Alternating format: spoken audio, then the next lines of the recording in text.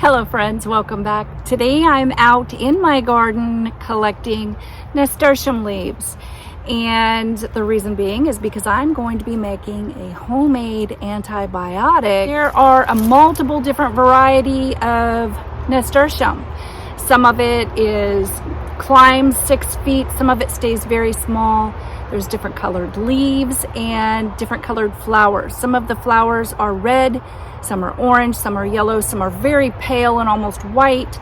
It does not matter which variety you choose. Nasturtium is great in salads. It makes such a beautiful display, especially if it's for a special occasion. And even the flowers are edible just the same as the leaves. But I will say for today's recipe, we are going to be using the leaves only. And the leaves actually will get pretty big, but I try to keep the leaves this small. It's up to you if that's what you choose. This is when they have the most flavor, and if you've never eaten one, they taste like a spicy radish, like a peppery radish. I absolutely love the flavor, and when I come up to my garden and just walk around and water my garden and tend to it, I always eat the nasturtium leaves while I'm walking around. Like I said, it is an all-natural antibiotic.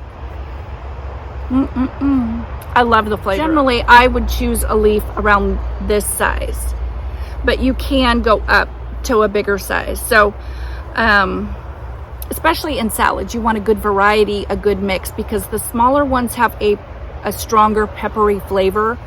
The bigger ones are just a little bit milder. I'm gonna go ahead and gather myself some leaves, and we're going to take them in the house and dry them and make our homemade antibiotic.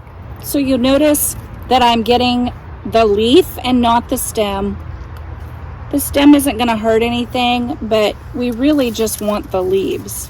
Later in the year, I will go ahead and just pull the entire plant and take the leaves off, the good leaves, because there's a lot of them that are brown.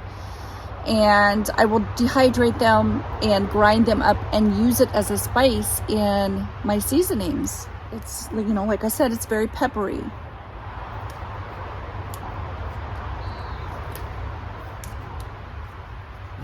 Okay, so you can dry your nasturtium leaves however you choose. You can hang them upside down, you can put them in a dehydrator, or you can freeze dry them. So I've chosen to freeze dry just because it's a little bit quicker.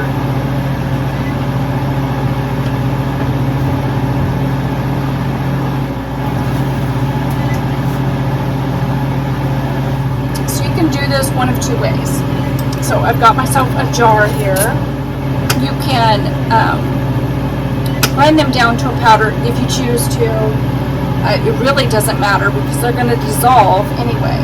So I am just going to add my leaves to a jar. There's really no certain amount to add. And you can do this without dehydrating them. I just feel like it's better to have them dried before adding them to the jar, but you don't necessarily have to. And you can add oregano, you can add pepper. I would say do your research for what you want to add to it. All I use is nasturtium.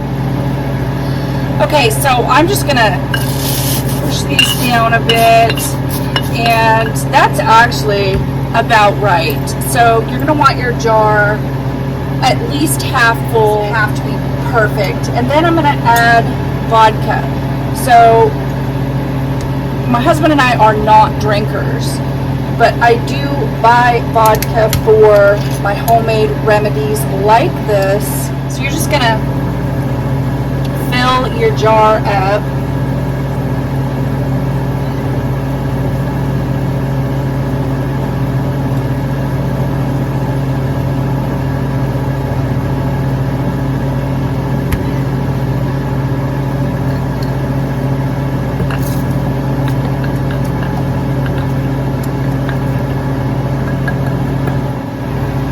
Okay, so you just want to make sure that there's enough liquid in there to cover the greens.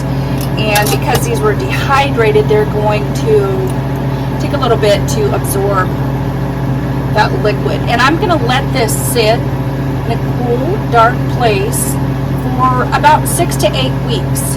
And at that point, you know, and every day I'm going to shake it just like I'm making homemade vanilla. I'm going to give it a shake and really let those nutrients absorb into the vodka.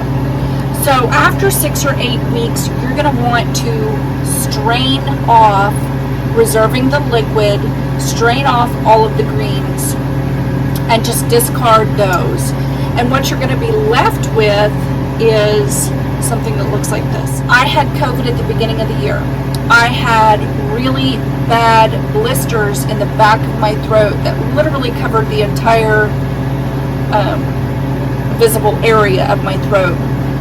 The doctor had told me that he would have prescribed me antibiotics because it was that bad, and had asked me what I had been using. And I did tell him my homemade antibiotic is what I had been using, and I had also been using my homemade fire cider. The homemade antibiotic is what killed the bacteria in my throat. I didn't have to take man-made antibiotics. My homemade antibiotics worked. It cleared up that the blisters, and they were, not to be too graphic, but they were very bloody, very, very painful blisters that went up into my ears.